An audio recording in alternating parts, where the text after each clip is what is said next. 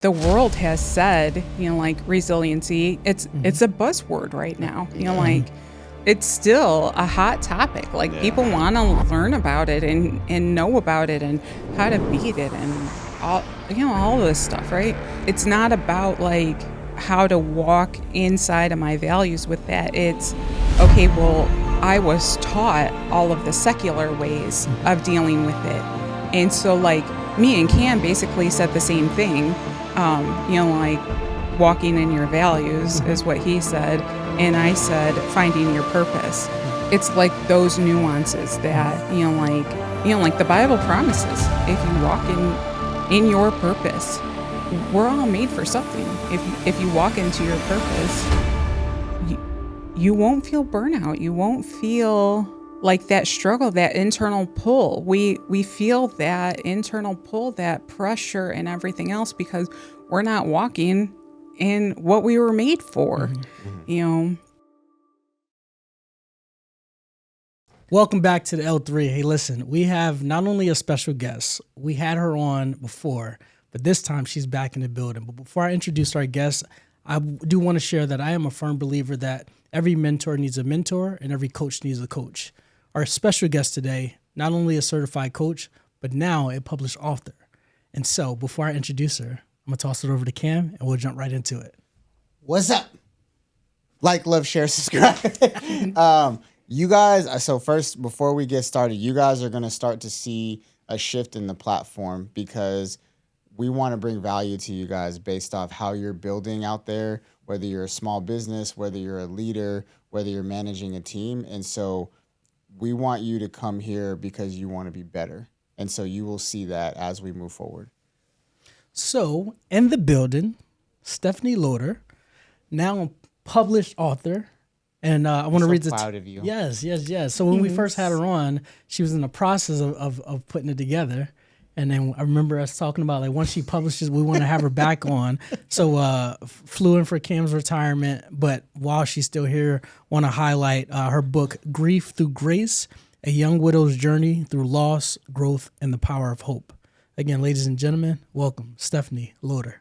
Thank you. Lodor. Welcome back to California for Thank the third you. time, my friend. Yeah, I've been here more than that, just 3 times to 3 see times you. with us. Those are the only times that count. What does Bruce Lee say? They say how many reps do you count? He said only the ones after it starts hurting. Hey, that's true. That's right. Only these 3 count as the best ones. That's true. That's true. But yeah. So again, welcome back to the platform. Thank you. We are super excited that you are now a published author. Yes. How did it feel once you got your sample print? It was pretty exciting. I sent Cam a picture right away, like yeah,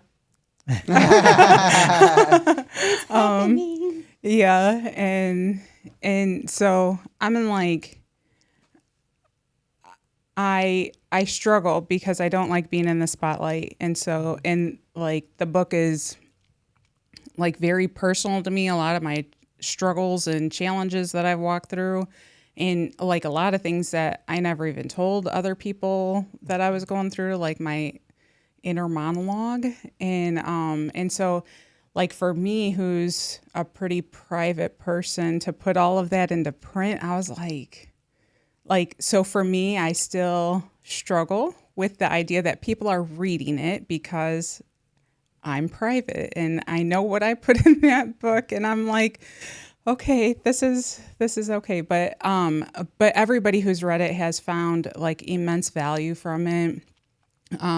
Whether you've lost somebody or not, like a lot of people haven't lost somebody and they're reading it, like they're taking the principles of it and applying it to other like trauma situations that they've gone through, or like other just trials and tribulations that life gives to us. Okay. So. Nice. So I do want to dive a little bit into the book, but before we do, so you're the founder of Press Coal. Yes. Right. Can you just give us an overview of what it is, and then where did the title come from? Okay. So presscoal.org is my company, and my business is primarily a coaching business, but I'm also a public speaker. And so I I coach clients. I'm an internationally certified coach. And so my primary certification and like the bulk of my training is in leadership and executive coaching. But apart from the big training that I've done, I have focused primarily on like grief and loss and trauma and emotional intelligence and so I have coached like lawyers and doctors and C-suite all the way to like stay-at-home moms and like people trying to heal and recover from like being in a relationship with a narcissist. And so I'm in like my like my clientele is like all over the gambit. Yeah. And then what was your next question? Just a kind of an overview as far as the name Press Coal. Okay. So the name Pressed Coal comes from Rick Warren's quote, and he said all along the lines thereof, not a perfect quote, but God takes a caterpillar and turns it into a butterfly. He takes a grain of sand and turns it into a pearl, and he takes a piece of coal and turns it into a diamond. Using time and pressure. He's working on you too. And so from there, pressed coal is a diamond. And even though you're feeling that pressure and in the hardships of life, God is working on turning you into a diamond. Interesting. So how long ago did you decide that you wanted to like start entrepreneurship? So Because we met in coaches training. yes. Yep. Okay. So, I became a widow in June of 2018. So like next week is the 8-year anniversary of when my husband passed away. Yeah. I was 3 months pregnant with my second daughter, and my older was 2.5 when he passed. And so, so that was like a really hard point in my life. And through a lot of the crying out to God, put it that way, of why do I have to walk this path? Like, why is this why is this like what me and my girls, like, it's not just me walking through it. Like, why do the girls have to go through this too? Yeah. One of the things that God like put on my heart was this book, and I fought him for 3 years. I was like, ooh, yeah, see, you clearly forgot who you created, because you did not create an author there. You did not create somebody to stand in front of other people and talk to them. You did not create any of this, or in me anyway. I mean, like in other people, that's awesome, but not in me. And so he, God just continued to push and push and push. And so people ask me, like, how long did it take me to write the book? I would say probably like 6 months write time, 3 years fight time. And I like that. Yes. Okay. and so when you are a like a nonfiction author, in order to be published, you have to already have a following. And then, like, as God was working on me through this book, like the idea of writing this book, he was also working on me through, I have this story to tell, and like this way to connect at a deeper level with people now. And so, like, going into public speaking, well, you have to like have a company and do all this crazy nonsense in order to have those things. And so that's kind of where entrepreneurship started from. It was never my intention or my goal or anything else. And so yeah, but So now that entrepreneur is here with you, yep. you know, what are your thoughts around entrepreneurship? I think that those people who have a mind for it and a gift for it are incredible. And I'm in like me and Cam still talk about business building, and listening to you guys today, like there's so much of it that goes over my head. I'm like Cam a while ago had sent me a live for like a demonstration or AI Business Lounge. yeah, like so AI Business Lounge, Yeah. but it was all about Claude and like the capabilities of Claude. And one, that was the first time that I ever been heard of Claude. And then two, like I am not a stranger to AI. I use AI quite a lot actually, but I've never even heard of Claude. And so then I sent Cam a text in the middle of the thing. I'm like, I understand that you people are using English words, but you might as well be speaking German. I don't get any of it. Right. So yeah, I've been working and growing, and even though I don't understand all of it, Yeah. I'm like taking out tidbits and trying to learn where I can and everything else. So I keep really good, smart people in my back pocket. That's good. Well, I mean, and that's, I think, as solopreneurs, entrepreneurs, people get caught in this, like, I have to do everything by myself.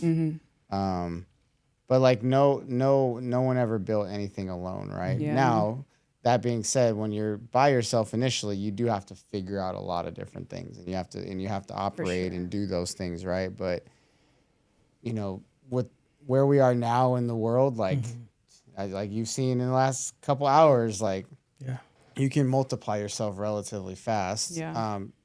Is it free? No. Right. Excuse me. But nothing in life is free, right? Like, and it's all about calculated investment. For you, like moving through entrepreneurship these last couple of years, as we've known each other, like, what would you say are like some of the more difficult pieces of it, like starting out? Well, even now, so the most difficult thing for me, period, is like getting over myself. This is not my natural bend. Yeah. Like to talk in front of people, to like put myself out there like that. So a lot of my struggle is getting out of my own way to allow God to like work through me. And so like that's been a huge piece through even my own healing, let alone other people's healing, is just like, how can I get out of my own way to like let the smart people in the room help me. So, and besides that, like that's always probably going to be number one, because it's always a pain point for me to like put myself out there, and then to like have to read what I've written, to have to watch like to watch what I've done.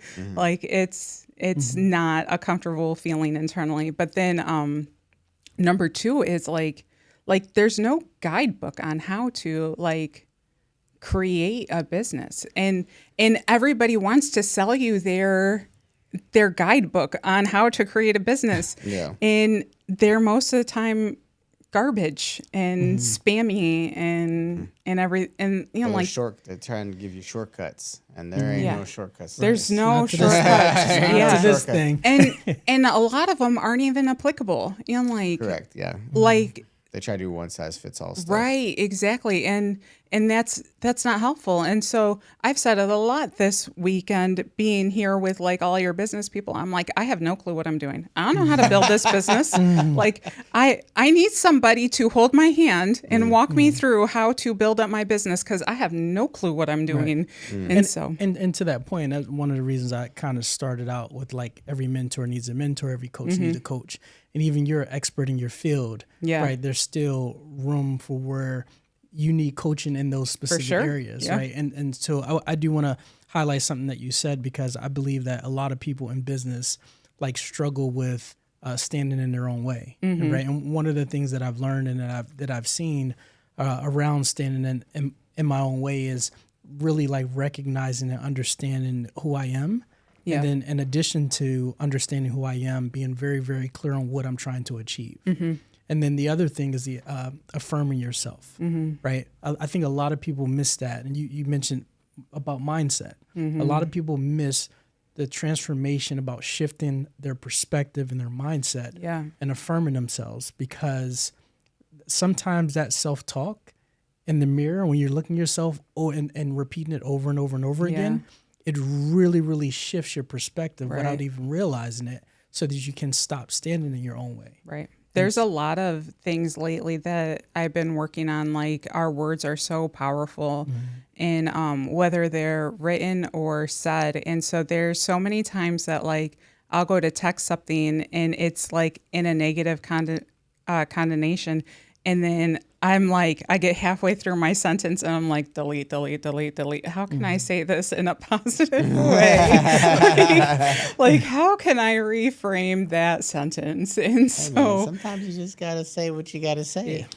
I understand that, but like all of that negative energy has to go somewhere. And so, we were talking this morning about thriving off of the chaos. The chaos. And our brains thrive off of the negative also. And so if all you do is like feed it chaos and negativity and everything else, that's what you learn to like hold on to. And then when you don't have that, like when you have a moment of peace, you're like looking for what the negative is. And so, like a lot of learning how to heal or learning how to, like move through different situations in your life is letting go of the chaos or the negativity or whatever else it is that you're going through. And then my oldest daughter bends to negativity, and so a big thing that we do every single night is, what is your favorite thing? So that they can look through their day to say, there has to be one thing that was good today. And so what was good today? Yeah. I would even add to what you were saying as far as like with the chaos is also learning how to operate in the chaos, right? Because something that you can't control more times than not is the chaos itself. And so not being able to just stare away and run from it, but being able to operate in the midst of it. Yeah. Yeah. And so like with your book, now that the book is published, like what, like as a business owner, like what are your next steps? Or what big lessons did you learn doing that? Because I know a lot of people, like I've heard it too, right? Like, hey, write a book. It becomes this lead magnet, or it becomes this thing that you can pass out all the time, or, so like what was that like getting the book published, but then thinking about, well, what is the next thing I do with this book? Because I know that's something we talked about a lot, was like, hey, once I get this book, I can start trying to get people to hire me to do speeches or workshop, whatever. Like, so like, how did you work through that, or like how are you working through that currently? So that's been more of an interesting uphill battle, because I would say that the majority of my clientele before this book was put out was like not in the religious sect. Yeah. Like all but like, I mean, everybody's a Christian, but they're like coming to me for work stuff. So I'm like government employees and military and like all these people who, like I'm working with them for their work life, not like their Christianity life. And so it's been interesting, because if I'm using my book as a platform, then I have to like change everything about my company has always been Pressed Coal, but most people didn't know where that name comes from. And so, like changing my company to being more religious based. Right, more religious based, and like everything that I'm seeking out, like how do I like resilience? Like I know up and down all day long how to talk about resilience from a secular side of, and like how to move through it, or burnout. Burnout is like one of the biggest things lately that I've been working on, like how to like combat burnout as a Christian. And So like how to use God to help you navigate that space. Yeah. Okay. And so, like it's interesting because like all these things, I know how to talk about them from a secular side, like how to create like, however long conversation about it, or talk or slide deck or whatever, no problem. And, but like how to like give biblical principles, be true to the Bible, like what the Bible is saying, and the biblical truths there, and what we as Christians are supposed to do, because that's a lot of times very different, like what the world tells us to do and how to move through things versus what the Bible is telling us to do. And so it's been really interesting to like move all of my stuff into the religious realm. So speaking of burnout, I've heard what? Go ahead. I have no idea where you're going. I personally don't believe in burnout, and here's why I say that. Well, correction, I believe in burnout, but I don't believe it in the way that I think is like said a lot. Yes. And what I mean by that is, I believe that many times burnout is due to you operating in a space that doesn't align with who you are. Absolutely. Yeah, and so it's a value-based misalignment. Yep. Yeah. Well, and that's like the biggest thing that I learned, like working to try to figure out how to talk about it as a Christian. Like you need to figure out what your purpose is. And as soon as you start walking in your purpose, you won't feel burnout. For sure.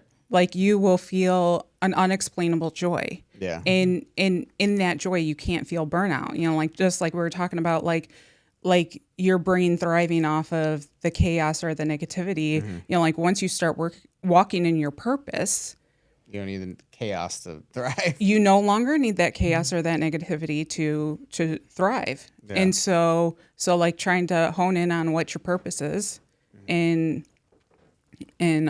or your values, like a misalignment in that field. But like that's and that's really hard sometimes. Like let's figure out how to align with our values or walk in our purpose on a daily life. But then like that's scary, because does that mean that I have to like leave my job? Like this supports my family. Sure. Like what am I supposed to do with that? Yeah. And so. And that's a good point. Yeah. So one of the things that I hear you saying is like in the secular side, and the knowledge that all you have, like you can talk all up and down around resilience and a number of other principles.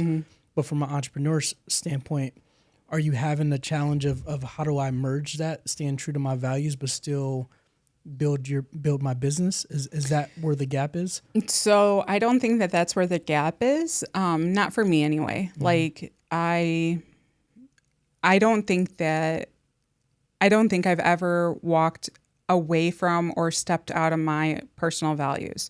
And in fact, in my coaching, like 9 out of 10 of my coachees or my leaders or whatever you want to call them, by like our 4th session, we touch on, like I'll ask a question like, well, have you checked in with your values with that question or decision yet? And they're like deer in the headlights, look at me. They're like, what?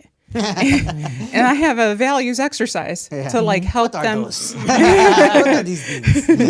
To like help them work through and figure out what their values are. And so I would say 9 times out of 10, like by the 4th or 5th session that we have, I'm like always assigning, which I don't hardly ever assign homework in coaching, but like I'm always giving out this worksheet that I have that helps you learn what are your values and what are those lines that you're unwilling to cross. And so, but like for me, I think, like I've walked in my values, but the world has said, like resiliency, it's a buzzword right now.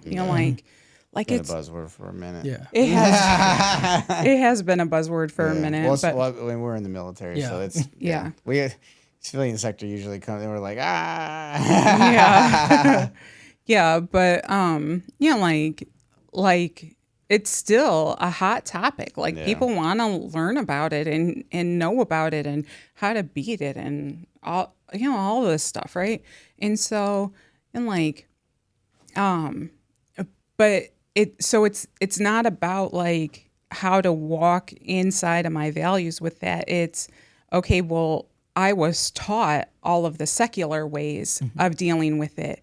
And so like me and Cam basically said the same thing, like walking in your values is what he said. And I said, finding your purpose. Right. I'm like, but his was the secular way of saying it. Mine is the like religious way of saying it.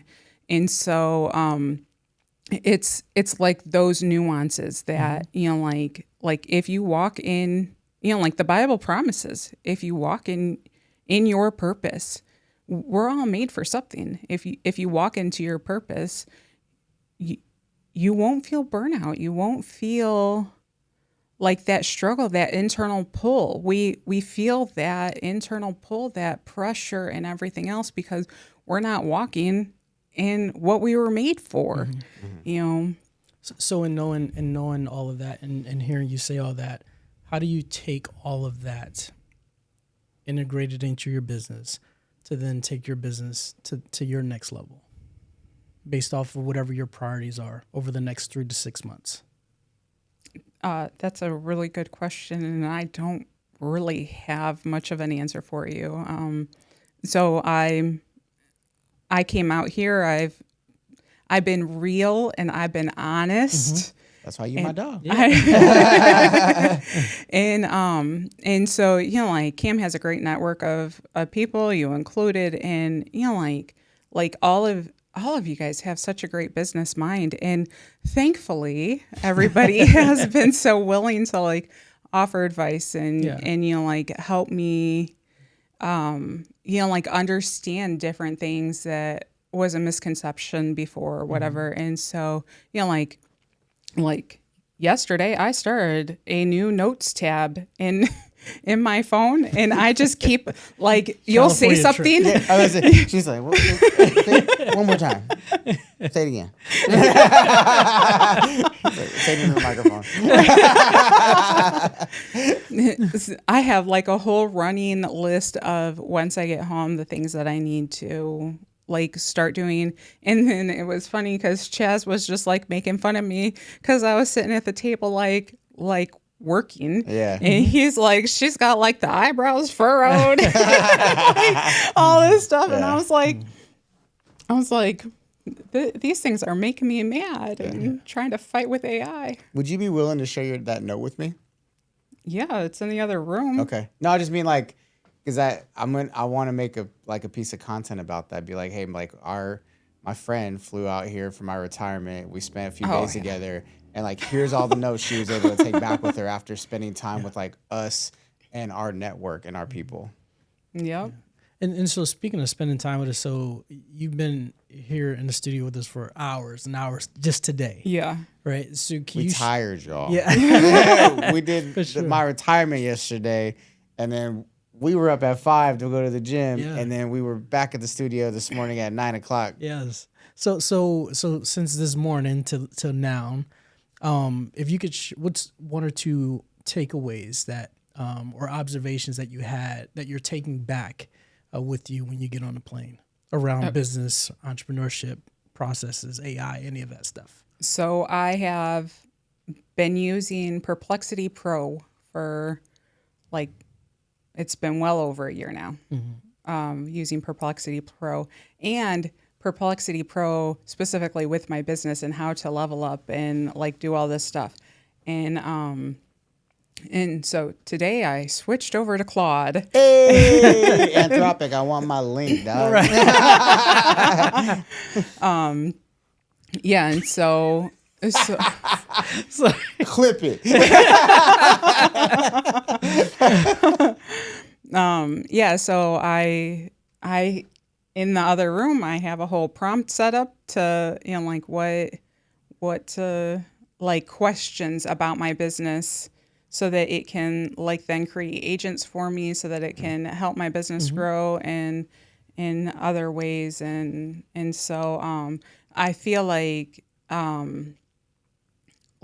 learning the AI beast is probably like one of the biggest things for me that will like an AI that will actually help me. Not that my content or, like my book, I didn't use any AI for, like that's all just me. And most of my content, like in the past, I've used all of it for like ideas. Okay, well, like if I'm going to do a talk on burnout, because that's what we've already talked about, what are 5 key points that I need to hit on? And so, like that's how I've used, Perplexity in the past. And so, but Claude, the reason that I switched to it is because there's so many optimizations, and for like even just cleaning out your email. Like, I started today with 4,000 emails, and my inbox now I think has like 150. Like, What's that metric? I gotta get that metric down. like, well, so in the military, do a lot. They're called EPR bullets, or they used to be called EPR bullets, and it's like we always were like, find a percentage or find a number, or something like the decreased business clutter by 3,000%. Yes. yeah. That's a Drop banger. it. I want my link. Yeah, no, for sure. Like, I mean, you came here Thursday, right? No, I flew in on Wednesday. Wednesday. Yeah. Chaz got here Thursday. You got here Wednesday, and now it's Saturday. And so between Wednesday and Saturday, how has your thought process behind how AI can like multiply you changed? I mean, like, so for me, I've been around you since we met in 21. It's been a while, yeah. Yeah. And so Damn, 5 years, bro. I know, It's right? been a minute. It's been crazy. I'll ride or die. Yeah, so like you're the first person who like ChatGPT when that came out. I remember us sitting on a Zoom call and you showing me how to create that plugin on my computer. So like I've been around you long enough to know that AI has the capability. I mean, like, people are legit writing books from AI. Yeah. Yeah. No, for sure. Like- One of our clients took almost 500 pages, something like that. He wrote a book years ago, 500 pages, sent it to a publisher. Publisher sent notes back and then sat on it because life happened, right? Started working with us, setting up his Claude, getting his AI automations up to date, like really just like foundational lessons on how to get the most out of it. And a book that he had been sitting on for 4 years is already back at the publisher. He's only been working us a month and a half. Yep. What it also found was that when he was sending his manuscript or whatever it's called, for some reason, Google Drive was actually cutting off paragraphs of his book. So he's like, now this makes sense because when I was getting the notes back from the publisher, they were like, this seemed to abruptly end. And he's like, what are you talking about? And that's why what it found was that 40,000 words did not make it to the publisher. 40,000. Wow. And so not only was Claude able to identify that, it helped him fix it, apply the edits that the publisher provided to him, and now it's back at the publisher for an additional review. Good. So while we're on that topic on AI and how how we leverage it in the sense of helping our business as well as our clients, So I had one of my AI agents do some research on you. Okay. And so I'll just share this with you. I'm ready. One, and this is more just kind of like feedback, right? Okay. A tip. Because from when we had you on the first time and I learned about you, I walked away from... Bro, we knew each other before I was on the first time. But I mean, like from the conversation, I walked away from that conversation. Okay. Yeah. Okay. Like she has an amazing and a powerful story. And so that's me knowing the little that I knew about you. But so AI, it said, press Cole. It's a powerful name, but the website is functional, not magnetic. Yep. I know that. Okay. The story, widow at 31, pregnant, two-year-old, is the hook that will move people. It's currently buried. And so here's a quick coaching angle. So your personal story is your most powerful marketing asset, and it lives in a pop-up on your website. Where else is that story being told? Consistently, boldly, and in your own voice. So if I could gift you one thing, and reading that and knowing what I know about you and knowing where you want to go with your business, is thinking about becoming more visible with your story. Yeah.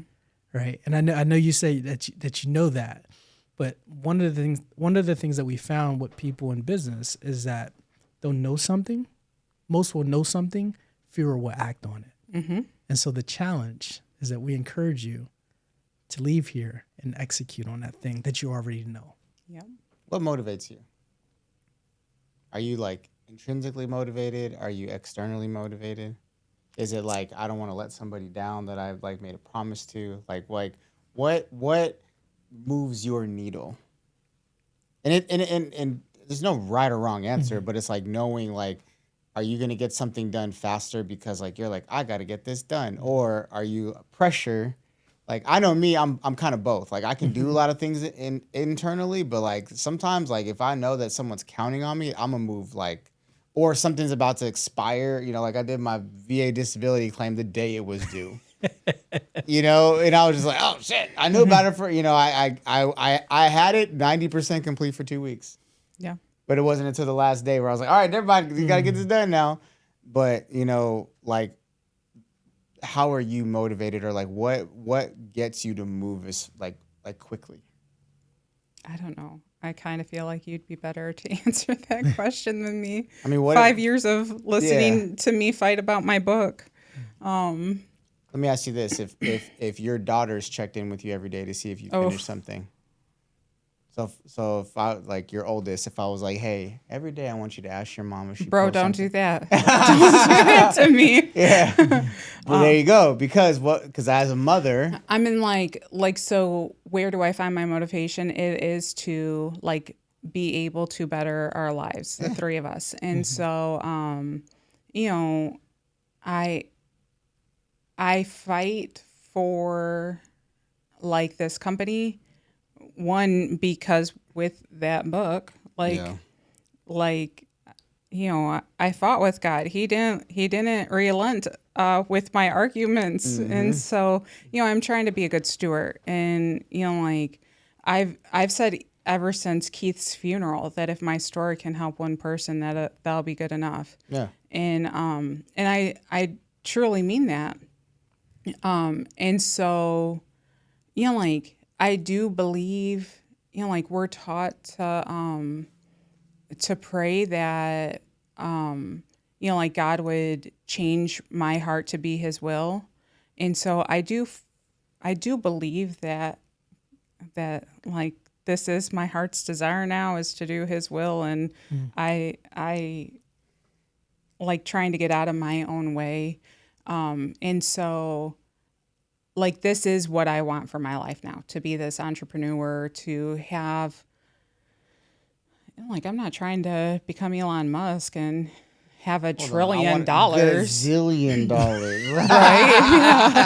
Yeah. But, you know, like just enough to support me and my daughters is, you know, like what I'm looking for. And travel, you know, like we love to travel and see the world and everything else. And so, you know, I feel like that's the bare minimum in life. I think that's a bullshit goal. Here's why I say that. I think many people hide behind I just want enough to get by. I don't want it just enough to get by. Like right now, I have just enough to get by. Yeah. I want you said support. Excuse me. right support. Comfortably support. Like I don't want to have to worry about if I drop down like 20% on my clientele, or like I don't want all of that internal stress. Yeah. Like about how would I make the bills if 3 of my clients disappeared, or like that's what I mean. I want to be speaking so that I can be here's some crazy stuff, okay? And so like this is what gets me going, right? So it's gonna spice guy. So, got him. I don't know if you know who he is or not, but Brandon Lake, he took a chance on Jelly Roll. Most people know who Jelly Roll is. For sure. And so, like, Jelly Roll had put out something that I think he was in an interview saying that he's, like, trying to get his life right with God and, like, trying to, like, figure all these things out, right? And so, at the same time, Brandon Lake was trying to find an authentic artist to do Heartfelt Hallelujah with him. Like, I don't want, like, just some artist who is like, oh yeah, I fought for my life, like going through normal life stuff.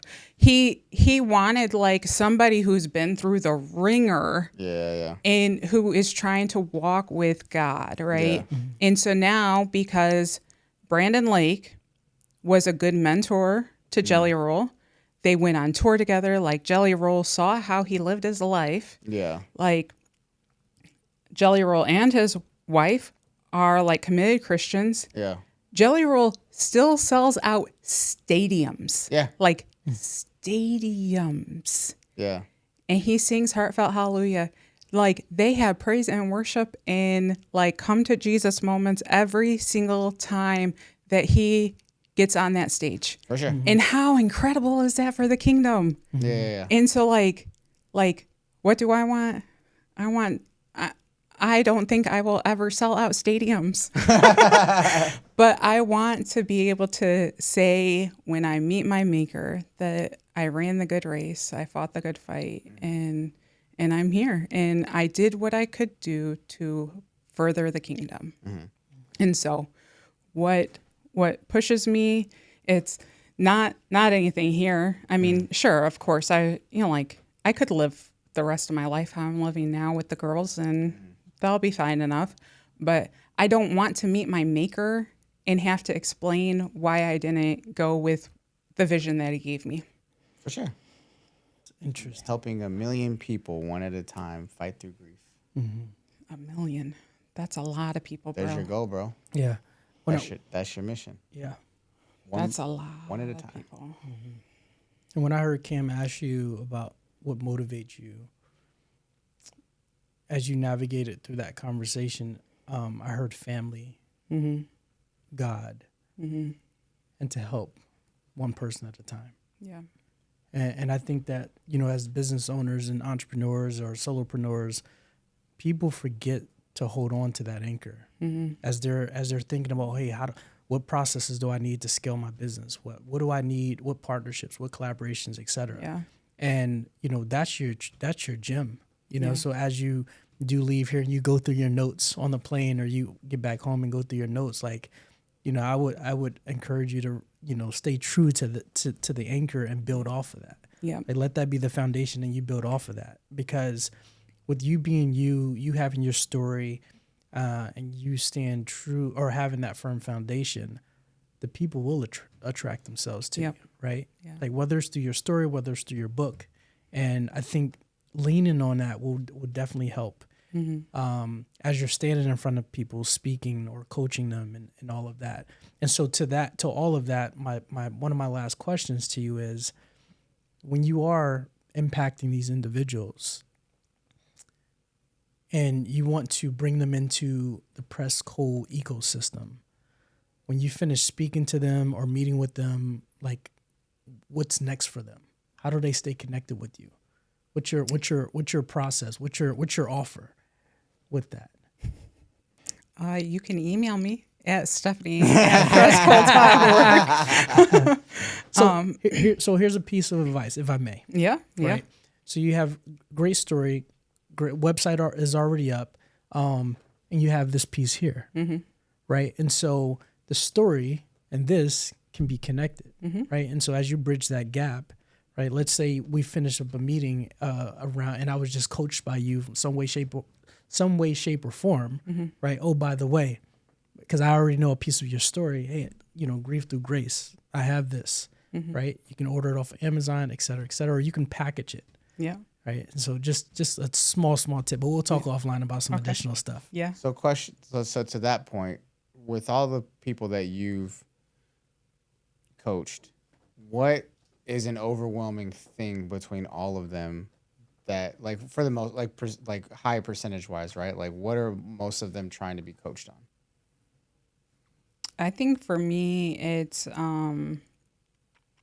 like how to promote in life, whether it's their job or their circumstance situation, like how figure out how to be better or happy or like whatever it is. And like one of my guys, he was a subcontracted, like he was an employee on a government contract. And so like, I don't know, within the 3 years that I coached with him, I think he changed company hands like 3 or 4 times because he's connected to that contract. Yeah. For those people who don't know about government contracts. Yeah. Someone loses a contract, wins the contract. You just kind of like go with whatever company holds. Yeah. And so like who your supervisors are, who pays your check, who, like all of that stuff. And by the time we ended talking because he was still a reservist and he was being shipped out overseas. And so one of his big goals before he was going was to like no longer be attached to the contract, to like be able to move into the government sector and like be, like just then work for the government instead of in the contract. And so I mean, like it took until nearly right before he shipped out, but he, like through all these different things, of course at home, but also, like with our coaching, he was able to, I mean, like one of the first things that we talked about, he was like, well, what's in it for me? I'm like, that's a great question. Let's walk through what's in it for you. What will your boss see? What will your boss on the government side see? Because you have these people on both sides looking at you. So if you're doing the bare minimum, that's your job.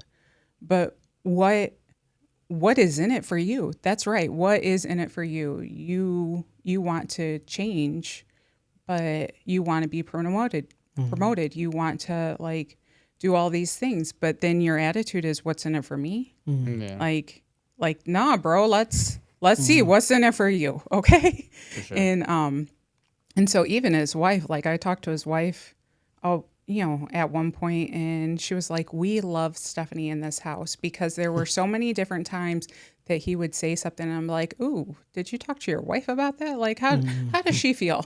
And so then she would start asking him, like, did Stephanie ask you what I would say about this? How long would it have taken you to say this to me if Stephanie hadn't have like given it, like asked you? Yeah. And she was like, you have saved us so many different fights. And so, I would definitely say like the overarching theme has been how to promote, whether in your marriage and your job as a parent, how, like toxic relationships, how to promote. How to promote.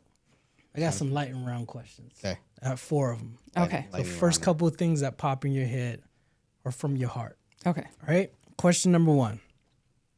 What's one piece of advice you give clients that you still have to remind yourself of?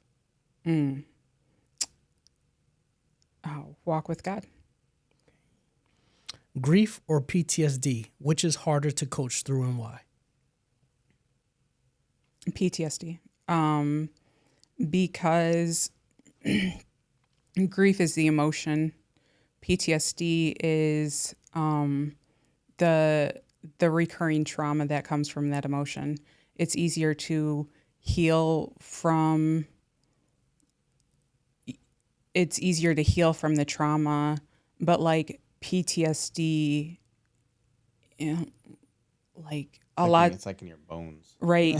and you don't even know what's going to trigger you. And Correct. and there have been times that like I would have never said that I had PTSD until a couple different occurrences came through, and then I'm like, holy cow! I never even thought that like going through everything with Keith's death would give me PTSD, but like it legit has, and yeah, PTSD. Got you. Okay. What's one thing you wish more people understood about the coaching profession?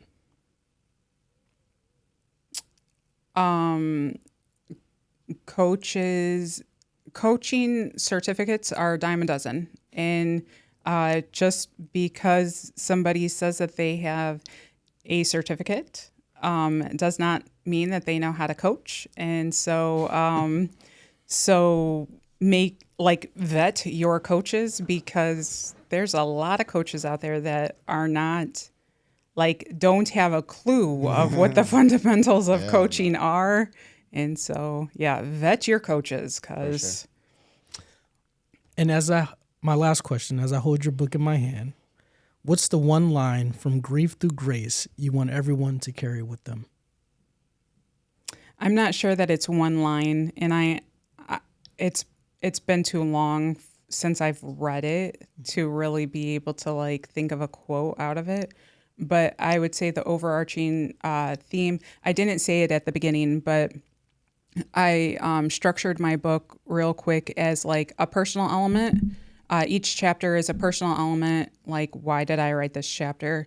And then I have an emotional intelligence tool, a mindset change tool, and then a biblical promise. And so the overarching message I want people to take from my book is that there is hope. There's hope for you out there. The Bible gives us so many promises that we can hold on to, and they are life-changing when you apply them to your life. And so you can change your mindset, you can change your habits, you can make sure that God is able to walk in your grief and find grace. Grief through grace. Grief through grace. So, Stephanie, I know the first time that we had you on the podcast, we did a video call. Mm-hmm. We recorded it. So first time in studio. Thank you for carrying the life experiences that you continue to carry through life. Thank you. As you continue coaching people and helping people and showing them the light that there is hope. From our team to you, we are very grateful for the work that you're doing in this world. Thank you. And so with that being said, thank you. I will say, guys, if you have not purchased this book yet,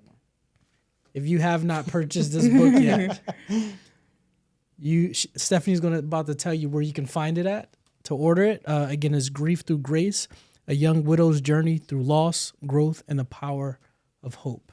Cam, you want to close this out? And then... Oh, well, first, where can people find you? So I am on pressedcole.org, and the link for my book is there also. It's a pop-up, like you said. It's on Amazon. Put my name in there, Stephanie Lodor, in the search, and it'll pull up my book. And my email is stephanie@pressedcole.org. I'm going to purchase my copy today. There you go. All right, y'all. With that being said, like, love, share, subscribe. Tell us what you like. Tell us what you don't like. And we will see y'all later. Yes, sir. Peace. Stephanie Lodor. Lodor.